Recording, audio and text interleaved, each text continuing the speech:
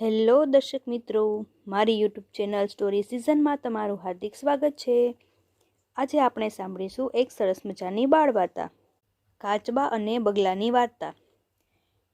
એક સમયની વાત છે, એક જંગલમાં એક વિશાળ વૃક્ષ હતું। તે વૃક્ષ એટલું બધું ફેલાયેલું અને મોટું હતું કે તેમાં અનેક પક્ષીઓના ગૂંથેલા માળાઓ હતા। તે જ વૃક્ષ પાસે એક નીરસ નદી વહેતી હતી અને તે નદીમાં અનેક કાચબાઓ રહેતા હતા। એ જ વૃક્ષ પર બગલાઓનો એક મોટો સમૂહ રહેતો હતો। બગલાઓ માટે એ સ્થાન ખૂબ જ અનુકૂળ હતું, કેમ કે નદીમાં કાચબાઓની ભરમાર હતી અને તેમનું નરમ માંસ તેઓનો ઉત્તમ આહાર હતો।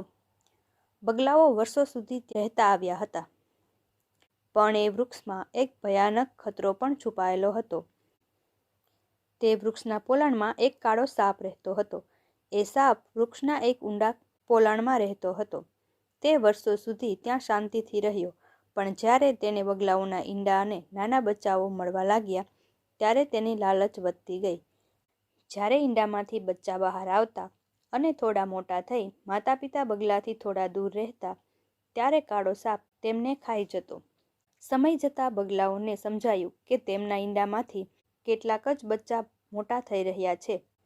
એક દિવસ બગલાએ જોયું કે સાપ એક નાનકડા બગલાને પોતાના મોઢામાં પકડી રહ્યો છે। એ દ્રશ્ય જોઈને બગલાનું હૃદય દુઃખથી ભરાઈ ગયું। એ સમજી ગયો કે એની પહેલાના બચ્ચા પણ કદાચ આ જ સાપનો શિકાર બની ગયા હશે। દુઃખથી બગલાની આંખોમાં આંસુ વહેવા લાગ્યા। તે નદી કિનારે બેસીને રડતો હતો। એવામાં એક કાચબાની નજર તેના ઉપર પડી।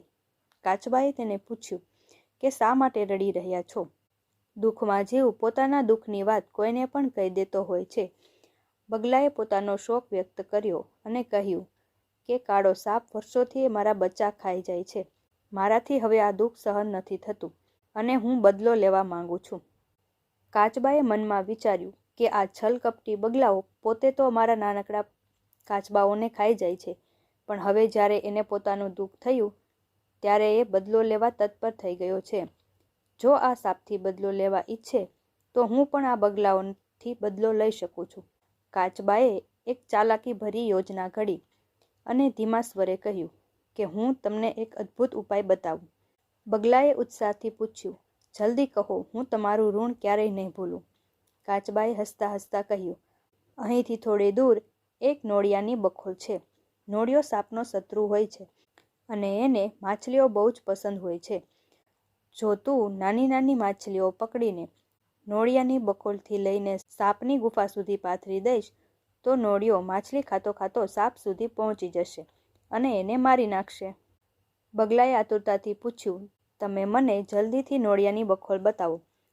કાચબાએ બગલાને નોળિયાની બખોલ બતાવી।